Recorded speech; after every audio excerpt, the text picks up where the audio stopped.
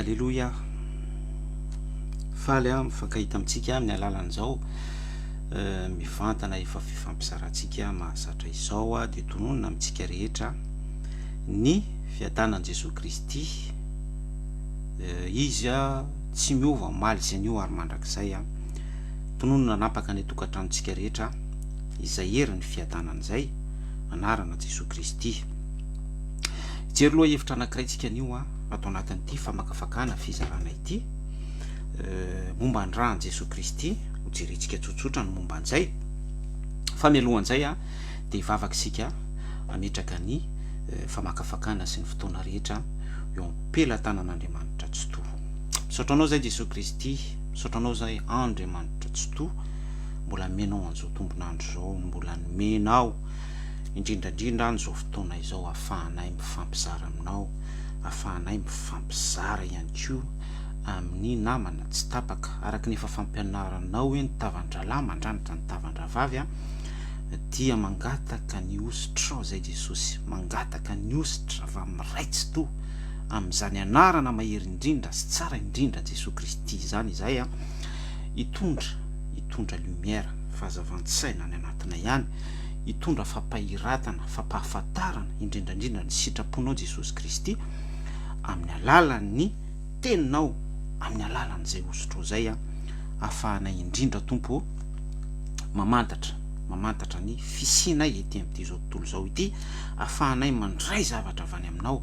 ahafahanay tompo manitsy ny lalakalehanay, ahafahanay mahony tena sy mahay mitoetra miaraka aminao manoloana an'izay fahatsaraanao sy ny sitraponao zay.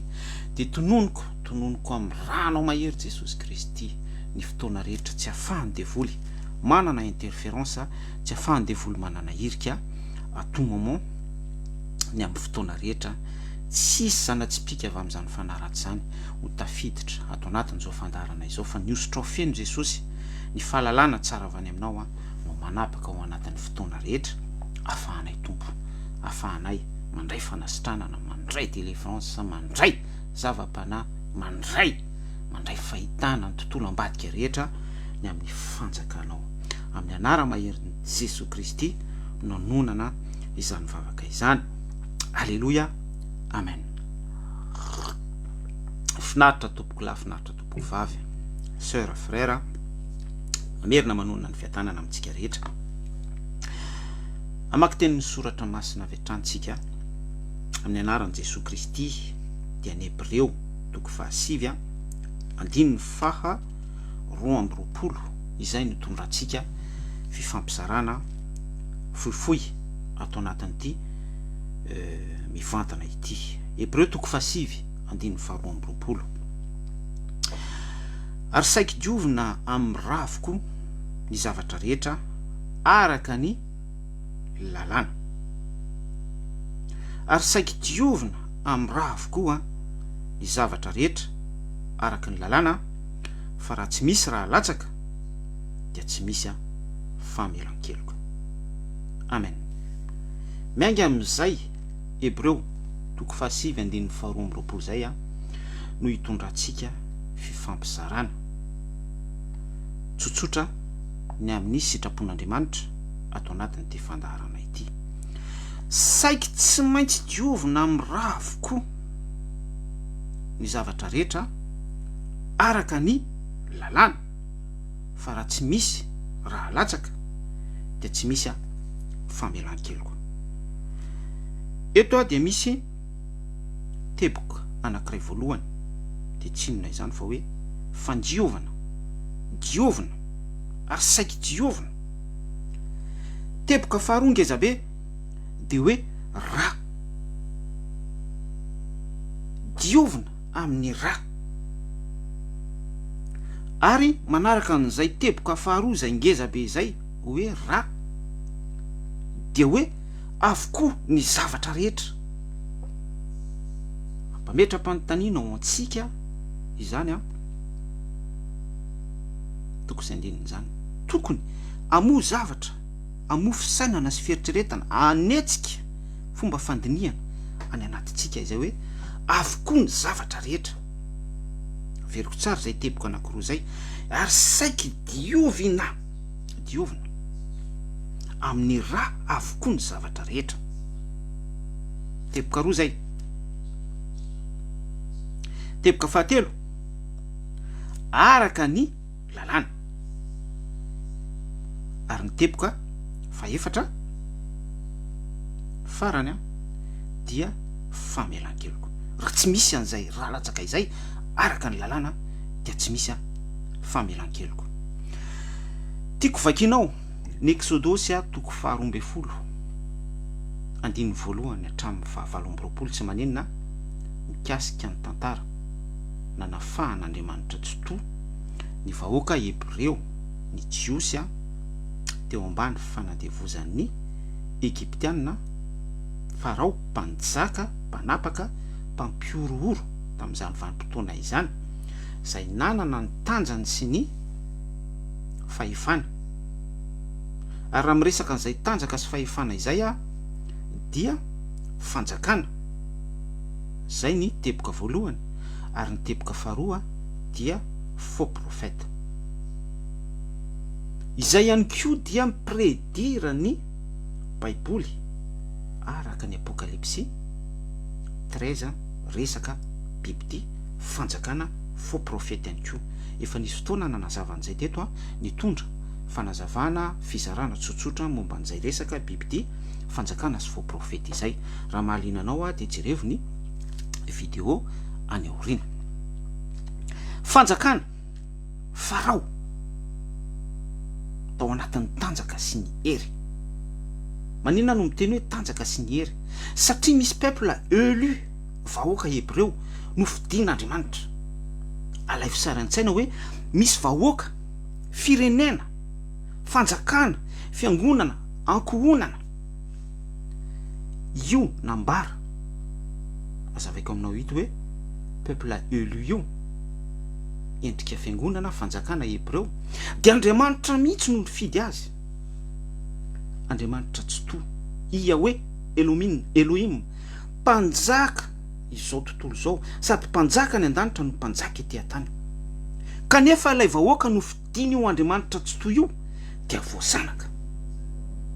Imagineo izay karikatura izay. Alay fisaran-tsaina izay kisary nasehoko anao zay. Izay dia hanapofoko aminao fa hoe ilay Farao, ilay fanjakana Egyptianina eto amin'ity Exodosy toko 12 andininy 7 hatramin'ny 7 resaka Exode eto ity zany, ny Egyptianina dia matanjaka ihany koa izy. Satria par rapport amin'izay kisary karikatura nomeko ny Baiboly nanambara fa iza manazava izay dia tsy fanjakana n'importe qui zany. Ilay fanjakana sy tenin'ny Baiboly eto tafiditra ao anatin'ny contexte Exodosy manjanaka ny vahoaka Israel eto, fa fanjakana tena hoe mifandrefy, mirazotra, mikendry anaram-boninahitra tanjaka hery laharana amin'Andriamanitra ihany koa. Ary izay de midika fa lay esprit tao an-danitra, tao amin'ny devoly, tao amin'ny démonie, fonizy bidera tao an-danitra tao nanjerana anazy. Izay esprit izay ihany koa no nidina ary nitoetra tamin'ny fanjakana Egyptianina tamin'ny alalan'ny Farao, fanjakana sy faux prophète. Hoazavaitsika eo zay rehefa avy eo fohifohy. Izay esprit izay mantsy atao an-danitra tao dia nisy bidera, anjely, fantatsika rehetra izay tantara izay. Dia rehefa tsy faly satria nisy ny orgueil tao anatin'ny fisainany amin'ny mahademony azy sy mahadevoly azy, nisy an'izay fitiavam-boninahitra izay, nisy an'izay tontolo esprit nitsiry tao anatin'ny tenan'izay. Attention,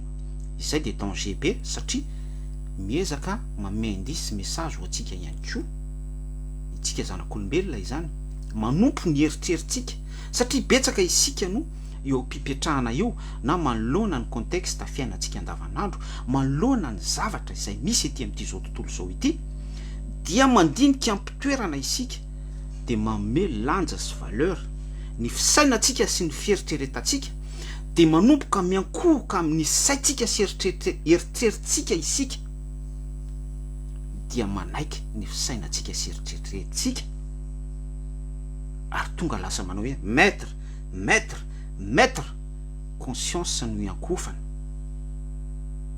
Arao tsara zay fanazavako zay de izay no mahatonga an'ireo olona antsoina hoe philosophe historien inona koa médium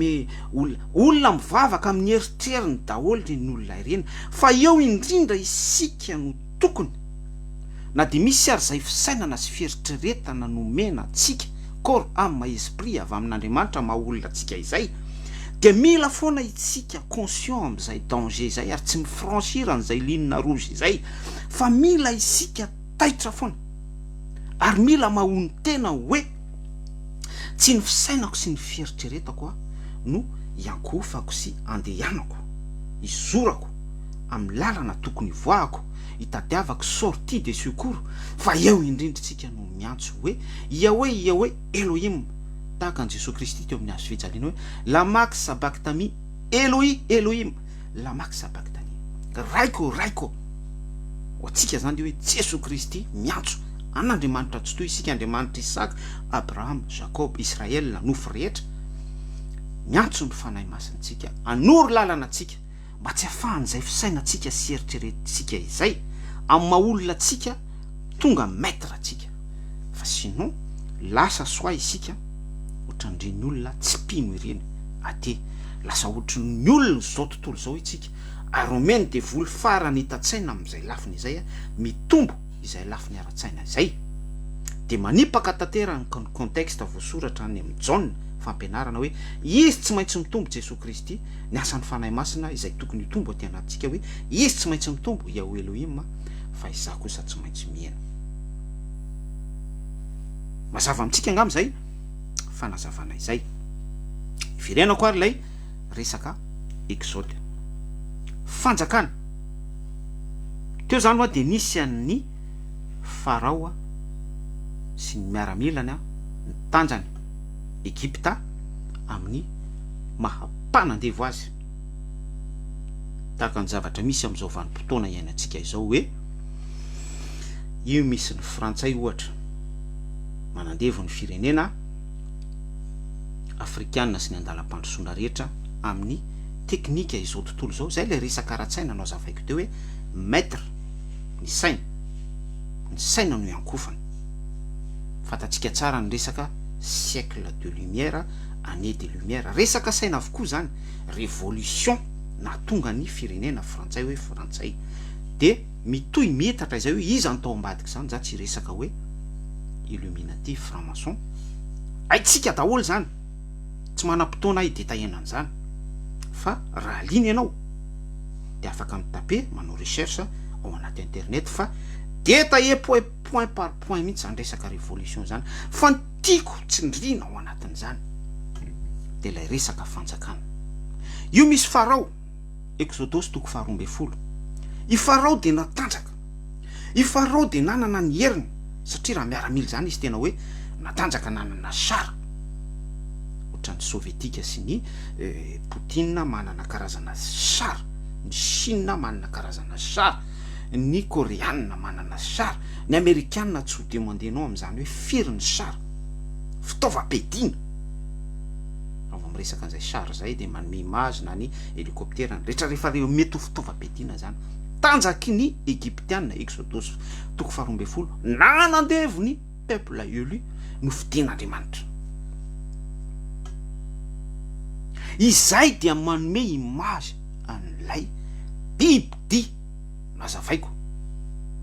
tao amin'ny fampidirana hoe misy an'ilay esprit tiaka ny toeran'Andriamanitra foana de eto ihany koa misy any farao fanjakana Egyptianina mampahory ny peuple élu vahoaka hébreu se référer amin'ny fahefan'Andriamanitra satria eto misy an'Andriamanitra ny fidy an'reto vahoaka an'reto ireto fiangonana ireto pino ireto de reto ihany koa ankilany misy farao image ny démonie, image ny bibidia, image ny devoly mampahory. Izay le image fa paradoxa. Misy fahefan'Andriamanitra faratampony, de misy fahefan'ny démonie ihany koa amin'ny ahavony sy ny heriny mahafaratampony azy ihany koa milahatra amin'Andriamanitra, ary contradictoire foana amin'ny fahefan'Andriamanitra, lay fahefana mihetsika afato amin'ny ilany ato. Apocalypse 13 mitoy ny fanazavantsika, zay izy fanjakana miresaka indray tsika faux prophète. Farao ihany koa tamin'izany vanim-potoana izany, de tsy nijanona fotsiny izy tamin'izay resaka hoe fanjakana matanjaka Egyptianina izay, fa niara niasa tamin'ireo magicien be da be izy, médium, mampijery andro sy ny sisa rehetra. Ary antsika mitantara hoe nisy fotoany Mosesy nandingana teo anoloan'ny Farao araky ny ordre avy any amin'Andriamanitra sy n'autorité important be zay ihany koa zay. Raha ohatra zany sika miteny hoe miala io fitondrano io na raha vao any io ady any Ukraine io sy raha vao tsy manana fampahitana avy amin'Andriamanitra tsika, aloha tsy miditra am'izay. Tahaka ny ka Moïse teto hoe Moïse de tao amin'ny lapa tao mihitsy no nesorin'Andriamanitra, de nomen'Andriamanitra fahefana taprehany fahitana tao amin'ny tendrombohitra Horeba, de nandingana teo anoloany Farao izy amita iraka anafaka ny vahoaka Israel, ary indrindra anjeran'ilay fanjakana bibidia. Important be zay, androdana n'io fanjakana bibidia io, exterminé. Tsy izy no manao an'izay fa ny tsoto no miasa amin'ny heriny amin'ny alalan'ny mpaminany Moïse sy ny mpisorona rahalahy Arona, ainsi de suite, ireo patriarche. Izay tsara laza rehetra voasaringotra tao anatin'izay contexte Exodose toko 12 izay. Faux prophète, nisy passage Moïse fatatsika mitantara raha mamaky antsika eo amin'ny Exodose toko 12 dia tonga teo anoloan'ny Farao nampiseho famantarana na tsipiny tehina ny vavitika ho biby lava, de nandeha koa ny faux prophète tamin'ny alalan'ny Farao, ilay corrompu zany mpiara-miasa amin'ny Farao, araky le fanazavantsika teo se référer amin'Andriamanitra foana. Démonie manana mpanjaka izy, manana mpisorona izy. Attention zay le ambarany amin'ny bokin'ny Petera, Hébreu ihany koa hoe fanjaka mpisorona. Tanareo am'izay le fomba fiasan'ny devoly, le farany hitan-tsain'ny devoly.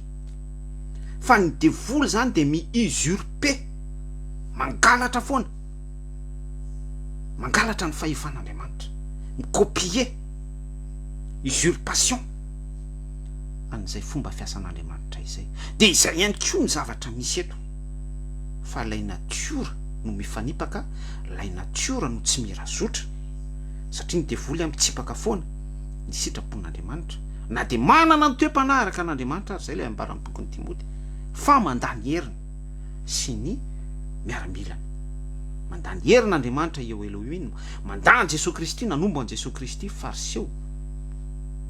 sy ny fanjakana romanina ihany koa tamin'izany vanim-potoana izany. Mbola miresaka fanjakana ihany koa zay, mbola miresaka faux prophète ihany koa zay, image ny bibidia manambara ny Apocalypse 13. Aro tsara le fanazavana dia izay ihany koa no kisary miseho eto amin'ity Exodose toko 12 ity. Fanjakana faux prophète, image ny bibidia, amaranako an'izay fony teny fohifohy zay, de izany ihany koa ny zavatra misy am'izao vanim-potoana iainantsika zao, fanjakana sy faux prophète. Raha miresaka fanjakana isika dia hitatsika fanjakana mampahory an'ity zao tontolo zao ity, mamorona ady etsesiro, mamorona fitaovam-piadiana, mifaninana miresaka nucléaire.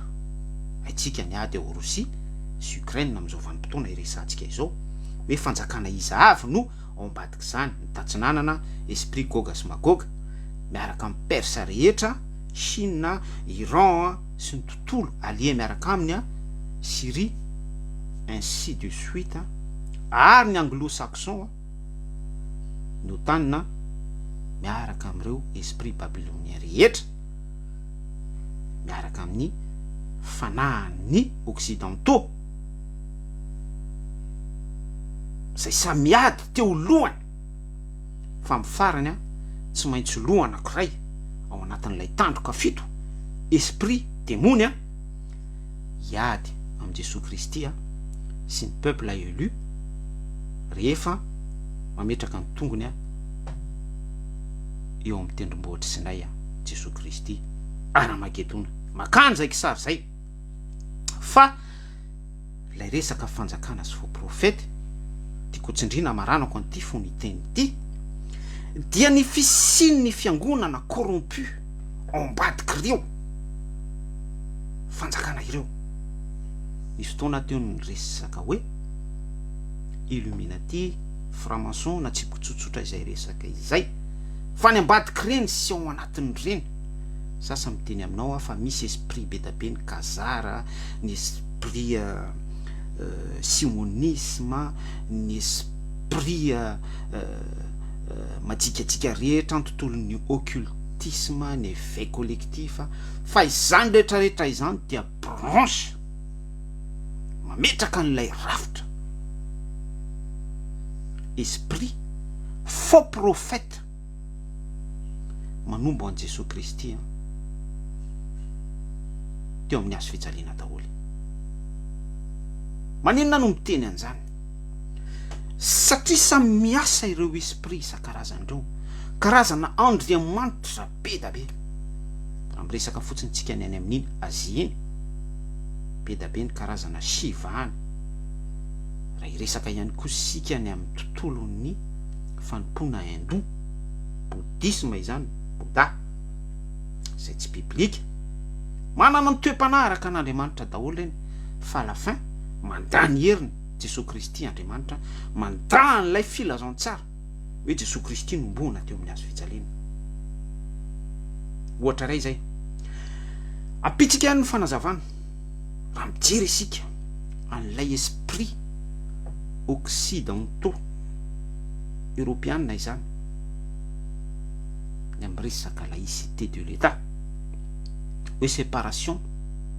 église sy ny État. Niainga tany amin'ilay source révolution satria tamin'izany vanim-potoana izany dia nanana ny fahefany ny papa sy ny mpikirakira ny tontolo ara-pivavahana tao amina antoko-pinoana anankiray izay tsotononiko nahatonga ny révolution izay point izay ciblen'ny devoly de no inverseny izay tendance izay ary nisy zavatra nitsondriny hoe positif fa mila misaraka ny pouvoir de l'église sy ny fanjakana sy ny fiangonana satria nisy ny resaka corruption be da be tamin'izany zay aitsika rehetra ihany koa tantara. De nisy esprit am'izay niseho sy ny fo hoe esprit laïcité de l'État fa ny tena ao ambadik'izay anefa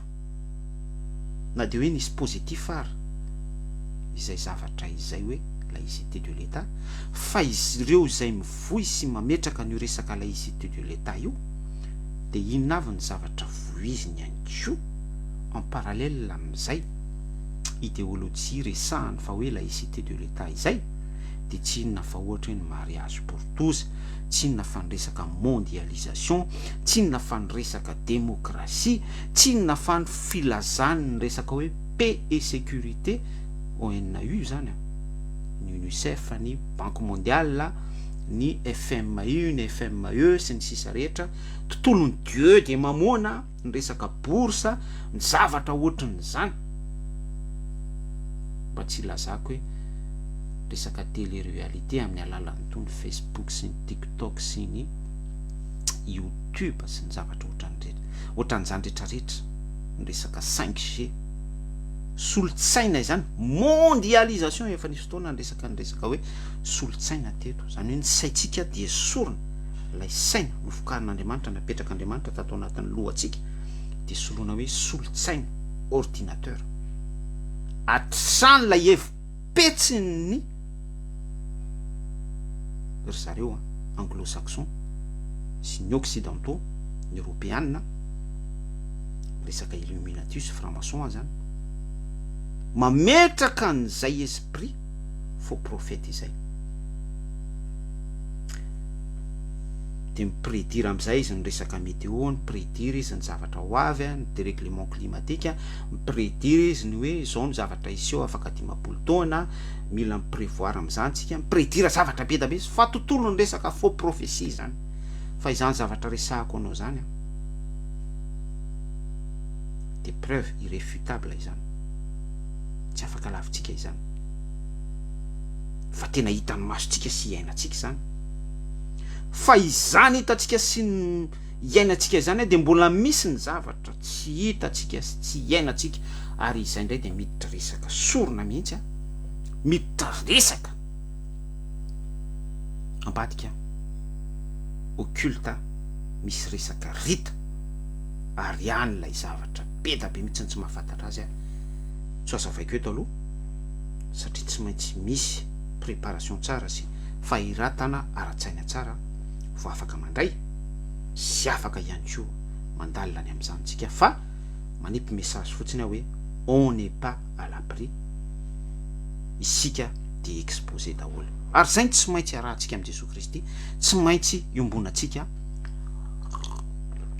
ananatsika an' Jesosy Kristy am' zavatra rehetra zay isitsika sy ataotsika indrindra ity sujet ity hoe tsy maintsy mandraiky isika fa diovina am' raha an Jesosy Kristy avokoa ny zavatra rehetra raha mandinika an'ilay Exodus 12 nataoko fampidirana teo sy nazavaiko fofo izay isika de rehefa mitoy ny tantara rehefa hoafahana ny zanak'Israely rehefa tonga tamin'ny fazy hoe isy ny extermination ho fandripahana ny lamatoan'ny Israely rehetra selon la Bible eo en plan biblique de misy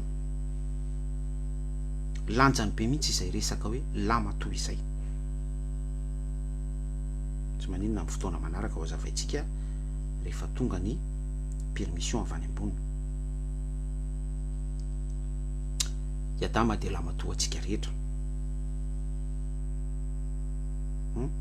famoronana Jesosy Kristy de lamatoa ihany koa santatra tamin'ny fitsanganana amin'ny maty niditra fidirana ao amin'ny voninahitra en perfection tao aorianany naloran'ny ainy teo amin'ny azo fijaliana mamendisy fotsiny azany fa tsy maintsy diovina am' raha avokoa ny zavatra rehetra de inona ny zavatra nisy rehefa nisy ny fikendren'ilay fanjakana sy faux prophète farao tamin'ny alalany fisainany sy ny fieritreretany hoe amono ny lamatoan'ny Israel rehetra zay le esprit bibidi dia satria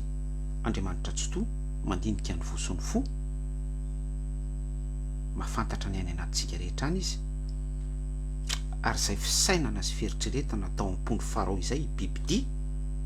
eto izay antikristy dia tsy niafina tamin'Andriamanitra zay mahatonga ana miteny hoe tsara isika manana fifandraisana foana amin'Andriamanitra manana fifandraisana am' Jesosy Kristy manana place ao anatintsika sy eo amin'ny tontolo mpiainatsika eo amin'ny fiangonana Jesosy Kristy zava-dehibe zay satria izay tranga izay no niainan'ny vahoaka Israel teto na dia andevo tao Egypta efa-jato taona ary izy teo an-tanan'ny bibidi fanjakana sy faux prophète manina no miteny an'izany efa reko ny fitarainan'ny oloko hoy Andriamanitra tsy to tamin'ny Mosesy izay dia midika fa nisy zany fitaraina natao izay fitaranana izay dia mana-pirofo fa tao foana ny fifandraisan'ny vahoaka Hebreo tamin'ny Elohim tao foana ilay etaeta nangataka tamin'Andriamanitra ary alalonga tamin'ny fotoana fahendren'Andriamanitra tany ambony sy fotoana fahitan'Andriamanitra fa tsara amoahana ny zanak'Israely eo ambany fanandevozana Egyptiana selon an'ny plan n'Andriamanitra tsy to ny amin'ny zavatra tiany apetraka sy tiany ho fampianarana ho atsika taranaka dia hoy izy hoe efa reko ny fitarainan'ny oloko averiko tsara hoe izay sœur sy frère mahazava-dehibe ny hoe manana fifandraisana amin'Andriamanitra tsy toy isika amin'ny fiainantsika andavanandro. Eny fa na dia ao anatin'ny tranga aza hoe andevo a ferena ory a mijaly sepotra ety amin'ity zao tontolo zao ity dia zava-dehibe izay hoe manana ny fifandraisana amin'Andriamanitra tsy toy izay isika, mitaraina amin'ny andro aman'alina, tsy mamela ny eritreritrintsika anapaka sy anjaka amin'ny fanapahan-kevitra raisitsika eo amin'ny tontolontsika, eo amin'ny fiainantsika andavanandro, fa mamela an'Andriamanitra tsy toa hiasa malalaka ary indrindra tsy mivoaka ao anatin'izay fifandraisana hoe manana an'Andriamanitra tsy toa, Andriamanitra tsy toa ekentsika ho mpiasy mpitantanantsika ao anatin'izay fahoritsika manandevo atsika ety amin'ity zao tontolo zao ity. Eto a dia misy image bibidia mihitsy antikristy mihitsy no manandevo, fa noho ilay fifandraisana sy fanomezana toerana an'Andriamanitra tamin'ny endriny rehetra dia nanetsika an'Andriamanitra tao an-danitra tao izay ka natonga an'Andriamanitra ny teny hoe efa reko ny fitarainan'ny oloko. Dia rehefa nandeha ny contexte Exodus 12 ity dia nietsika Andriamanitra tao amin'ny seza fiandrianany tao, ny fidy patriarika izy Mosesy ny taranaka Levy Arona sy ny sisa rehetra anafaka ny vahoaka Hebreo. Dia izay no zavatra nisy teto, fa ny aloha indrindra alavaian'ny fikendren'ny demony andripaka ny lamatoa ny Israela rehetra dia nietsika Andriamanitra tamin'ny fiasany amin'ilay hoe izao Elohim Jehova tsy toa, dia Andriamanitra mandinika ny vosony fo, ka satria hitan'Andriamanitra ilay toe-pony ilay antikristy Farao hi-exterminer ny lamatoan'ny Israela rehetra dia nametraka an'ity contexte Hebreo 7:7-20 ity Andriamanitra hoe ary saiki diovina am'raha avokoa ny zavatra rehetra araka ny lalàna, raha tsy misy raha latsaka dia tsy misy famelan-keloko. Eto dia misy fisainana demony, fisainany bibidia andatsatra andripaka ny lamatoan'ny Israela rehetra araka ity Exodus 12 ity. Eto dia misy esprit an'ny Satana ifaninana foana amin'Andriamanitra, isy concurrencier amin'Andriamanitra, ametraka an'izay challenge zay andatratra amin'ny lamatoa Israela rehetra. Dia ao anatin'izay fandatsahan-dra izay ametraka ny exploit mihitsy Satana zany, ametraka ny maha Satana azy Satana hoe tena hoe zavatra mbola tsy nisy aty zay no apetraka Satana eto, ametraka tantara Satana. Ary za miteny aminao fa grave be izay hoe grave be ny olatrizay hoe lamatoa no ho kendreny Satana, ho alatsany, ho alatsadra, ametrahany marika izany. Misy signification biblika enjana be hoe io resaka lamatoa io satria mainga io ny lien rehetra rehetra. Nisy fotoana ny resaka Adama teo, tsika rehetra dia taranaka Adama daholo, ary ny anton'ilay fisian'ilay lamatoa Adama, perfection Jésus Kristy dia restauration an'ilay Adama simba tao Edena. Mametraka indisy aho zany miezaka manazava amintsika satria nisy fikendren'ny Satana ny amin'ny izay resaka arborescence izay taranaka Adama mianga avy amin'ny lamatoa ary simba tamin'ny alalan'ny Eva dia contaminé Adama. Dia Andriamanitra ny restaurer antsika tamin'ny alalan'ilay Adama faharoa, lamatoa Jesosy Kristy, santatra fitsanganana amin'ny maty. Fa eto amin'ity Exodus 12 ity dia misy esprit an'ny Satana, démonie, tsy ho avy raha tsy hamono, andringana, andrava, anapotika lamatoan'ny Egyptianina, lamatoan'ny Israelianina rehetra. Fa Andriamanitra ry havana nijoro ny antisipe an'izay zavatra izay. Ary zay ilay fanazavana verenako tsindrina ihany fifanoteneniko teo hoe tsara foana isika manana an'izay fifandraisana amin'Andriamanitra izay na dia andevo ary isika, na dia mafy ara ny asa antsika ty amin'ity zao tontolo zao ity, na dia ambakainy olona ara isika, na dia ao anaty aretina ary isika, fa tsara foana mipetraka izay relation izay hoe manana an'Andriamanitra tsy toy isika, mitaraina amin'Andriamanitra tsy toy isika, tahaka ny tranga ny aina ny zanak'Israely efa 100 taona andevony vahoaka Jiosy, vahoaka Egyptianina selon ny contexte Exodus 12 eto. De inona ny zavatra nisy rehefa nivakitsika lay Hebreo 7:12 de mazava le hoe diovina amin'ny raha ny zavatra rehetra araka ny lalàna. Fa au moment an'le hoe fisainana andringana ny vahoaka Jiosy, lay fisainana atao amin'ny biby ty Farao, ifiroso amin'izay fikendrena sy fandringanana izay Farao, de napidina lalàna. Andriamanitra tsy toa vao an-danitra tao tamin'ny alalan'ny Mosesy sy Arona. Tanareo mamono ondry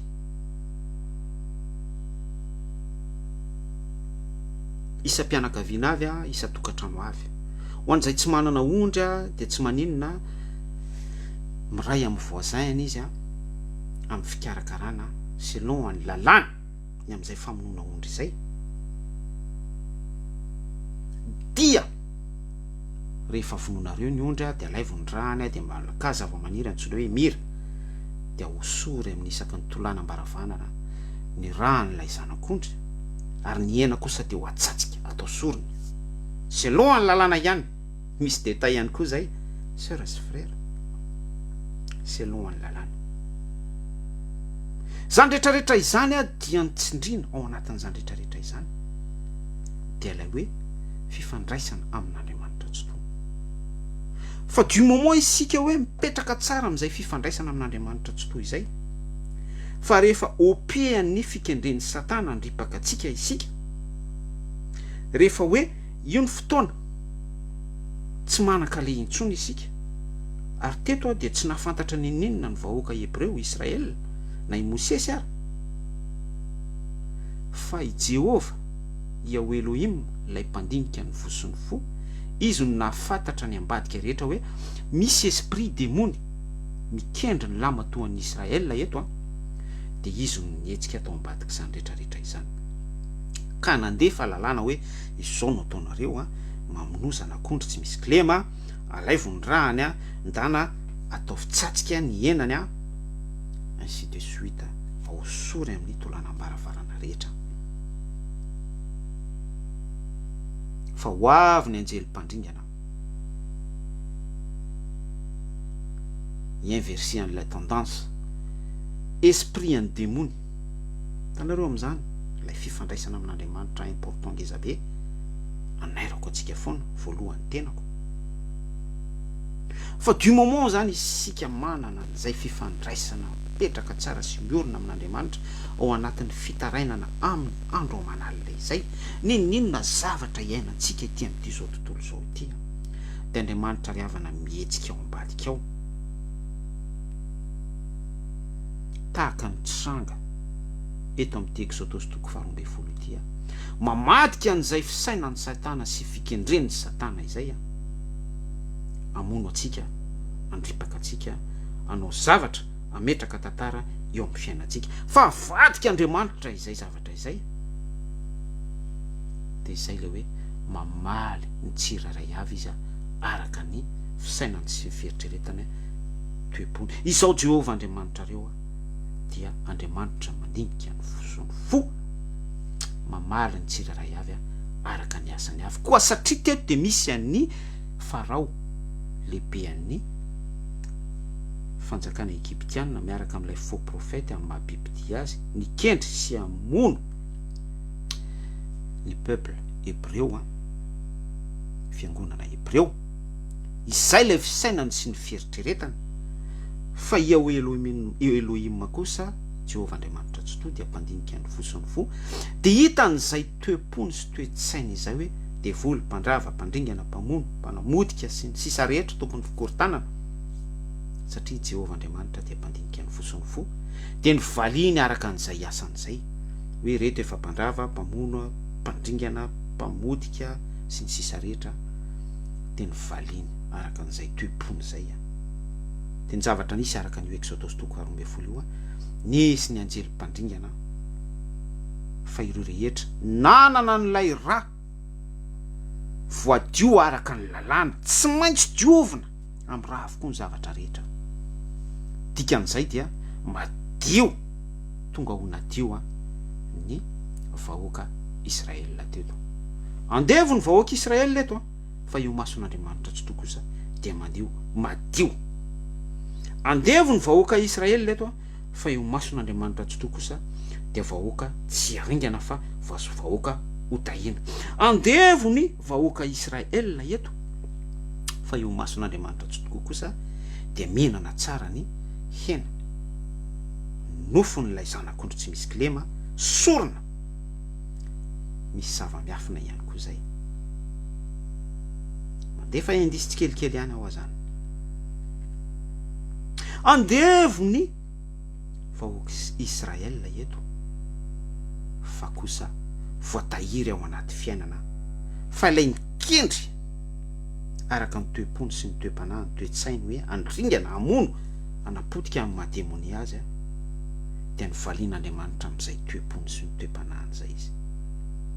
Betsaka ny zavatra afaka raisitsika ao anatin'izay. Aoka itsika hijanona foana amin'ny sitrapon'Andriamanitra araka ny Baiboly, araka ny soratra masina, fa tsy ho iray andihany amin'ny bibidia sy ny faux profetiny amin'ny antikristy azy hanana toe-po, mikendry, mandrava, mandringana, manapotika, satria Andriamanitra tsy to dia mamaly an'ireny olona ireny araka izay fisainany sy fieritreretan'izay amin'ny fotoana fantatr'Andriamanitra fa antony ny sisa aza amalian'Andriamanitra tsy to azy ireny. Ary zay ilay ambaran'ny Baiboly hoe fa saingy tsy valiana vetivety ny ratsy ataon'ny olona ka izay no kirizany fony ny zanak'olombelona amin'ny ratsy ataony. Fa za dia miteny amintsika foana ary mizara amintsika fa ny famarinan'ny soratra masina dia tsy misy afamaina izany fa tsy maintsy mandray any valinasany ny olona rehetra tsirairay, tsy maintsy diovina amin'ny raha avokoa ny zavatra rehetra, fa raha tsy misy raha latsaka dia tsy misy famelan-keloka. Teto ry havana dia marina fa andevo ny vahoaka Israela, mbola tsy tafavoaka tao amin'ny tontolon'ny fanandevozana, fa noho ilay rano zanak'ondry tsy misy kilema araka ny lalàna nandidian'Andriamanitra tsy to ho fandiovana, satria araka ilay fanazavako teo dia nadio teo na mason'Andriamanitra tsy to ny vahoaka Israela. Zay ny tena zava-dehibe satria eo mason'ny Farao sy ny Egyptianina fijery izao tontolo izao dia olona maloto izany andevo zany, olona farahidina, olona verzo, olona sy ny sisa rehetra natao hitsakitsahana. Fa tsy important izany fa ny atsika dia ny filazantsara ihany atsika izay voasoratra ihany. Misy lalàna nampidin'Andriamanitra teto hoe maka zanak'ondry tsy misy kilema, vonoy isa tokantrano avy dia alay vondrahany dia hosory amin'ny tolàna-baravarana araka ny lalàna, dia samy mihinana ny amin'izany nofony zany voatsatsika araka ny lalàna selon la Torah. Mbola tsy hitirantsika détail ho azany. Zay ny important zay. Fifandraisana amin'Andriamanitra dia misy lalàna ampidin'Andriamanitra ao anatin'izay fifandraisana izay dia mandeha araka an'izay fanambaran'Andriamanitra izay araka ny kisarina zavain'ny Baiboly teo ao anaty fanekena mifanaika, manaika ny Yahweh Elohim alliance. Important be ihany koa zay. Dia izay no antoko ny fahafahana tahaka ny fahafahana nyraisin'ny vahoaka Hebreo eto amin'ity Exodus 12 ity, satria raha vakitsika ny tantara dia afaka ny vahoaka Hebreo après dia izay no nantsoina hoe Paska. izay ilay nantsona hoe fahafahana. Miala atao amin'ny fanandevozana makany amin'ny fiainana ho any amin'ny tontolon'ny fiainana ny sitrapon'Andriamanitra amin'izay. Talohan'izay fotoana izay no vahoaka Israela na dia niaina ny sitrapon'Andriamanitra ary dia niaina ny sitrapon'Andriamanitra tao anaty fanandevozana. Fampirehan' io finanana ny nofon'ny zanak'ondry tsy misy kilema sy tamin'ny alalan'ny rany zanak'ondry tsy misy kilema eo dia niaina ny sitrapon'Andriamanitra ivelan'ny fanandevozan'ny Farao. Misy kisary iseo misoratra masina ao anatin'izany. Manompo amin'izay ny zanak'Israely eo fa tsy teo ambany vahoan'ny antikristy bibidia Farao intsony. Dia izay no ny ampitanina kany amin'ny tany Kanana malgré hoe teny amin'ny désert contexte hafa indray koa dia mbola nisy ny fiverenana tao anatin'ny fanompontsampy be da be isan-karazany na tonga ny firenena Israela naparitaka. Bref, tsy maintsy diovina amin'ny raha avokoa ny zavatra rehetra. Izay kisary izay endrika izay araka ny Hébreu 7:5-20 izay tamin'ny alalan'ny zanak'ondry tsy misy kilema, mouton, animal no vonoina teto. Izay ilay noentin'i Jesosy Kristy teo amin'ny hazo fijaliana. Mezaka mamitina an'ilay izy satria tsy ampy ny fotoana hivalaparatsika. Izay ilay nambarany amin'ny Matthieu 9:20 vakitsika vetivety amin'ny anaran'i Jesosy Kristy. Matthieu 9:20 andininy faha 7:20 anoana izay raha tsy diso oui amin'ny anaran'i Jesosy Kristy. Ary nandray ny kapoaka Jesosy izy ka noho ny efa nisaotra dia natolony azy ka nataony hoe sotroinareo rehetra ity fa ity no drako dia ny amin'ny fanekena izay alatsaka ho amin'ny maro ho famelan-keloka. Eto dia misy Pasika mialohan'ny tena Pasika eo amin'ny hazo fijaliana. Aloran'i Jesosy Kristy niaina famelan-keloka ho an'izao tontolo izao dia misy karazana hoe tombony ao anatin'ny toloram-panahy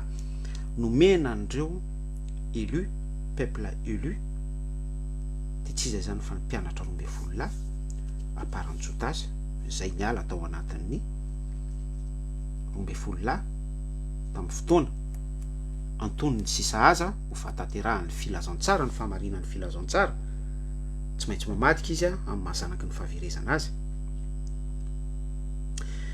Eto dia misy kisary ihany koa hoe Jesosy Kristy anolotra ny ainy eo amin'ny hazo fijaliana fa misy an'ireto 12 ireto 12 omena tombony ao anatin'ny tontolo ara-panahy tahaka ny vahoaka Israelina ihany koa izay andevy tamin'izany vanim-potoana izany fa nomena ny tombony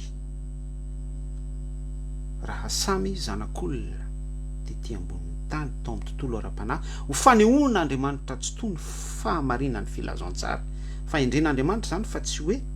Andriamanitra dia miangatra fa fahendren'Andriamanitra zany no ny fidianana ny vahoaka Hebreo, fahendren'Andriamanitra no ny fidianana ny azy 12 ho fahatanterahany filazantsara ary ny toe-pontsika, ny toe-pona firenena anankiray, ny toe-pona ankonana na olon-tsotra anankiray voatinika Andriamanitra volondohantsika arô ny soratra masina voaisana. Dia apartiran'izay Andriamanitra no miasa amin'ny fahendreny tsy takatry ny saitsika ao anatin'izay fifidianan'izay. Dia eto misy azo 12 reo anehoany ny fahamarinan'ny filazantsara, anehoany ary fahamarinany mikonfirme indray Jesosy Kristy eto an'ilay Hébreu 7:5-20 ny amin'ny hoe sotroinareo rehetra ity fa ity no rako. Jesosy Kristy no miteny an'izay eo amin'ny fotoana io amin'ny efitra ambony. Dikan'izay dia tena hoe valable mihitsy zany ilay divay misy transformation satria Jesosy Kristy en présence-ny en personne mihitsy no manovany divay eto hoe raha Jesosy Kristy miaraka tamin'ny mofo tapahana tena hoe Jesosy Kristy ihany koa manovany mofo ho tenan'i Jesosy Kristy. Zay le zavatra niseho tao amin'ny efitra ambony. Sotroinareo rehetra hoy Jesosy Kristy ity mantsain'ilay divay fa ity no rahako dia ny amin'ny fanekena. Zay le alliance an'resantsika tary ambony. satria ny vahoaka hebreo ihany no nasaina namono ondry zanak'ondry tsy misy klema, ary izy ireo ihany no nasaina nanositra n'ilay rahan-janak'ondry teo amin'ny tolanam-baravarana, satria izy ireo ihany nanana an'izay fifandraisana izay tamin'Andriamanitra tsy to. Important be ho azy izay zavatra mbarako izay ary verenako tsindriana ihany. De izay ihany koa ny zavatra ambarany Timothée toko 4:20 andiny 7:20 ity, satria izy 12 lahy reto ihany no manana n'ilay fifandraisana Jesosy Kristy no niantso azy. Tsy anareo no nifidy aho Jesosy Kristy fa izaho no nifidy anareo. Zany hoe isika ihany koa zany du moment manana an'izay fifandraisana amin'Andriamanitra tsy toy izay, satria Andriamanitra tsy toy no niantso antsika, nifidy antsika tena andrian'izay antso izay tsika. Important be ihany koa izay passage izay. Tsy misy mahay manantona aho ozy Jesosy Kristy raha tsy nitao amin'ny raiko izay any an-danitra. Andriamanitra mitona antsika foana fa ny olona be marenina, ny olona mamono sofina, ny olona mamela mosina minitsy mahita, fa izay manokatra ny fony sy ny sainy kosa manoloana ny zavatra misy ny ady any Ukraine dia fitoaman'Andriamanitra antsika hibebaka. Ny dérèglement climatique no vokatry ny ataontsika sy ny faratsy ny toe-pontsika sy ny toe-panahy toe-tsaintsika, dia fitoaman'Andriamanitra antsika hibebaka. Ny fiakaran'ny BPN, ny ady tsiaroa, ny insécurité, ny zavatra rehetra ohatran'izany, fikorontanana, satria Andriamanitra tsy tompon'ny fikorontanana sy fikotranana sy ny zavatra ohatran'izany, fa Andriamanitra dia tompon'ny paix, joie, fiadanana, filaminana, plénitude an'izany. Dia manao rappel foana Andriamanitra zany amin'ireny zavatra avelany isy rehetra ireny, afahantsika mandrila iantso hoe mibebay ianareo, miverena ampy ianareo. Ry Israel izay nitoraka ny mpaminany, mpampianatra, patriarcha rehetra nalefa teo aminy. Impiry aho i Jesosy Kristy no namory ianareo tahaka ny fomban'ireny akoho ny zana no ambany elany fa tsy nety ianareo. Zany ny zavatra misy amin'izao fotoana izao. Jesosy Kristy isan'andro isan'ora, Andriamanitra tsy toy ny fanamasina, mandefa sinina foana hibebahantsika ary manao rappel ny filazao tsara teo amin'ny hazo fijaliana, tahaka n'ilay acte nataony Jesosy Kristy alliance tamin'ny mpianatra, ireo nanana fifandraisana taminy tao amin'ny efitra ambony. Important be hoe io fifandraisana amin'Andriamanitra io, satria ireo ihany no afaka mihinana sy misotro ny amin'ny famelan-keloka sy ny fiainana. Salut filazon-tsara, ity no tenako, ity no rako, zay manana relation amin'ny Jesosy Kristy ihany tahaka ny mpianatra tao amin'ny efitra ambony no afaka misitraka an'izany, zay manana relation amin'ny Jesosy Kristy ihany tahaka ny contexte Exodus toko 12, peuple à Israël no afaka amin'ny fandringanana, anjery mpandringana rehefa tonga ny fotoana araka ny fahendren'Andriamanitra tsy to. Inversen'Andriamanitra ny tendance ny démonie zay manapaka ety amin'ity zao tontolo zao ity, sy ny fikendreny lehilahy nota ao anatin'ny antsoina hoe douleur de l'enfantement, fietsiketsehan'ny démonie amin'izay esprit an'izay amin'ny fampahoriana zay efa tsy ela fa ambadiky ny fikendrena ho antsika zanak'Andriamanitra tsy to. Dia izay no amoazana antsika foana, anaovana rappel amintsika foana ny sitrapon'Andriamanitra, ary misy lala tokana ngeza be eto araka ity Hébreux toko 7:20 ity hoe diovina amin'ny raha avokoa ny zavatra rehetra raha tsy misy raha latsaka araka ny lalàna, dia tsy misy famonjena, salut, fanafotana. Anio dia manao rappel amintsika ary 2 taona lasa mahery zay nisy famonjena nentin'i Jesosy Kristy teo amin'ny hazo fijaliana, teo ny nanolorany ny ainy, fa toy izao ny tiavan'Andriamanitra izao tontolo izao, menany ny zanany lahy tokana Jesosy Kristy mba tsy ho very zay rehetra mino azy fa hanana fiainana mandrakizay. Teo ny nisy rana latsaka, fanekena, alliance, sotroinareo rehetra ity. Izay na rana latsaka izay nefa dia tsy nomena ny Romanina, izay rana latsaka izay nefa miresaka romanina dia manome image ny pharaon ihany koa mpampahory arak'ilay contexte fanazavantsika efa lavabe tany aloha tany biby Egypta sy ny faux prophète andiany miaraka aminy izay raha nalatsaka izay dia tsy mena ny mpisoro natao andapa tamin'izany vanim-potoana izay corrompu niaraka tamin'ny fanjakana romanina ary Kayafa sy ny fariseo sadoseo rehetra izay ndray petsapetsa nanombo an Jesosy Kristy niaraka tamin'ny Jodasy tamin'izany vanim-potoana izany tsy mena n'ilay jiolahy teo ankavian'i Jesosy Kristy fa izany ray izany dia manana anjara amin'izany kosa ireo rehetra izay manana fifandraisana amin'Andriamanitra tsy toa miorina tsara sy araka ny soratra masina selon la Bible ao anatin'ny fanetretena sy manara-dian'i Jesosy Kristy eny amin'ny rehetrarehetra eny an-tendrombohitra miondrana tsambokely any an-tsinagoga partout izay misy an Jesosy Kristy dia misy azy ireo ihany koa zay ilay fifandraisana izay dia amin'izay fotoana izay entin'Andriamanitra mitoka antsika eo amin'ny efitra ambony miakatra dimension ambonimbony kokoa zany efitra ambony misy ny efitra isan-karazany fa eto dia efitra ambony zay ihany koa dia mitovitovy amin'ilay kisary hoe parvis mitovitovy fa za tsy miteny hoe izay le izy parvis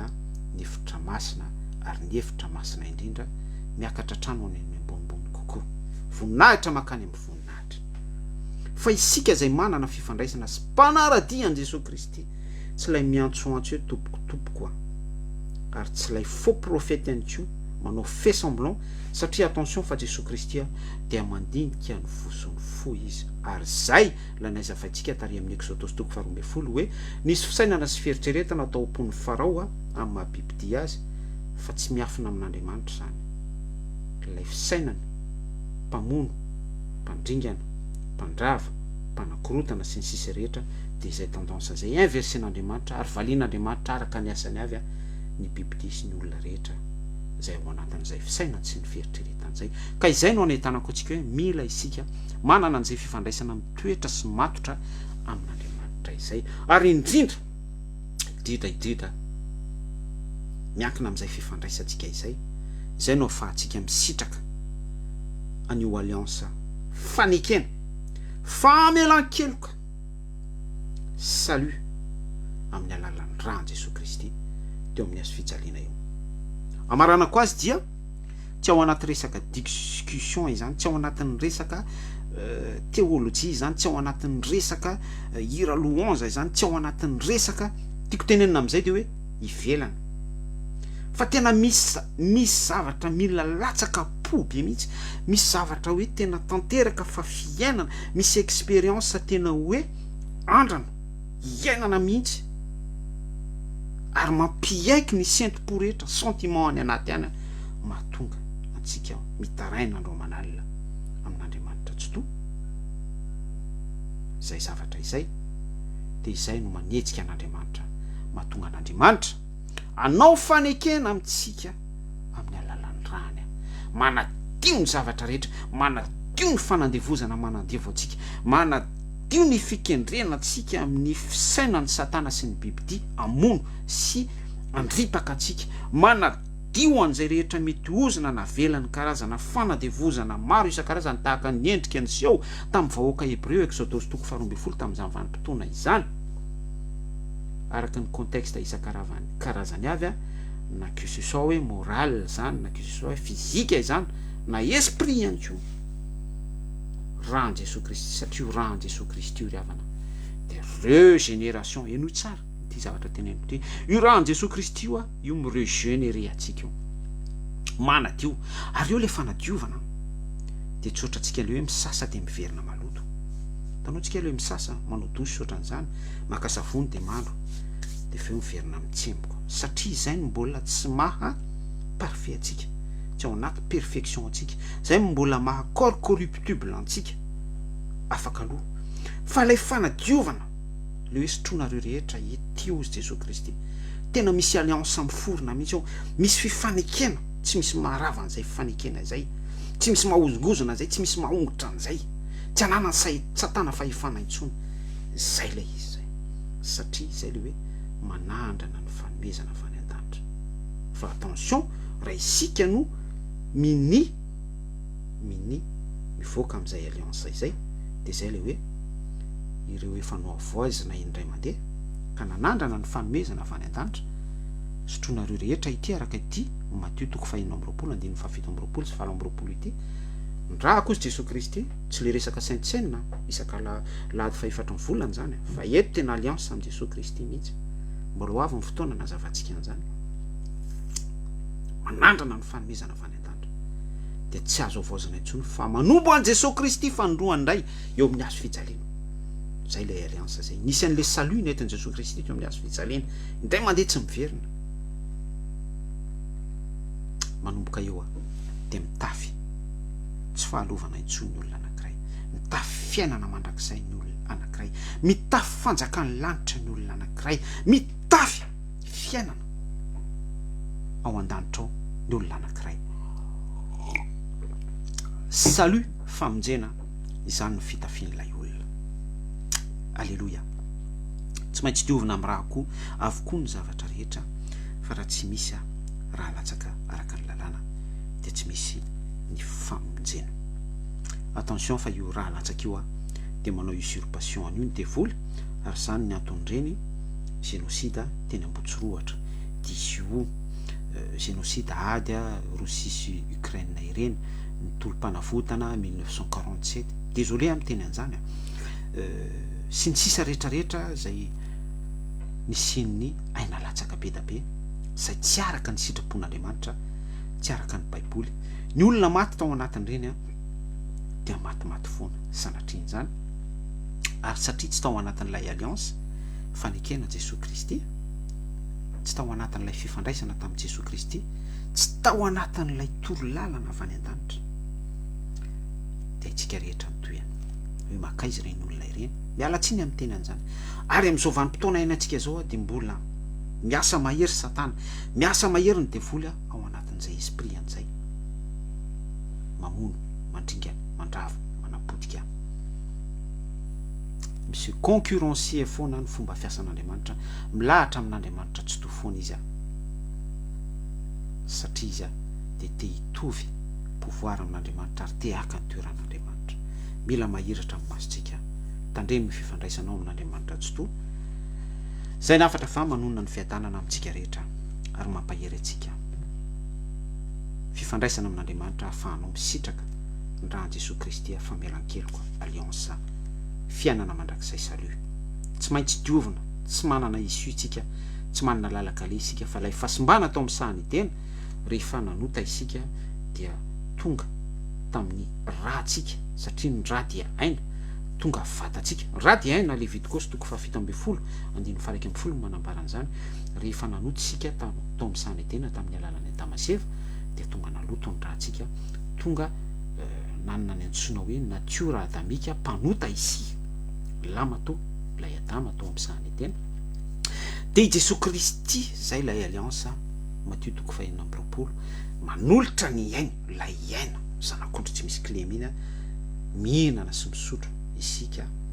mandray an'ilay salut, mihinana miditra amin'ny tenantsika mihitsy, expérience zany mbola misy détail lalina be mihitsy ao ambadik'izay, miaina an'izay tsika de tonga mamelona mirégénérer ny corpstsika rehetra, ny vatantsika rehetra indray. Dikan'izay dia mialevina ilay fahotana namelona atsika tao amin'ny sahany edena, miapotika, miala tsikelikely, miafoana ao anatin'ny tenantsika, fa kosa ilay alliance Matthieu 5:20 fanekena, famelan-keloka Jesosy Kristy, famonjena salut, fiainana mandrakizay, izay kosa indray no mitombo sy velona atao anatintsika, dia tonga manana natiora zanak'Andriamanitsika, matonga manana fiainana ao an-danitritsika, ny mazy rehetra ao an-danitra ao fiainantsika sy expérience atsika, natioratsika. Misaotra ny tompontsika ny amin'izay zavatra voasara izay voninahitra ao anao ray tsy to, deranao zay ianao ny tomponao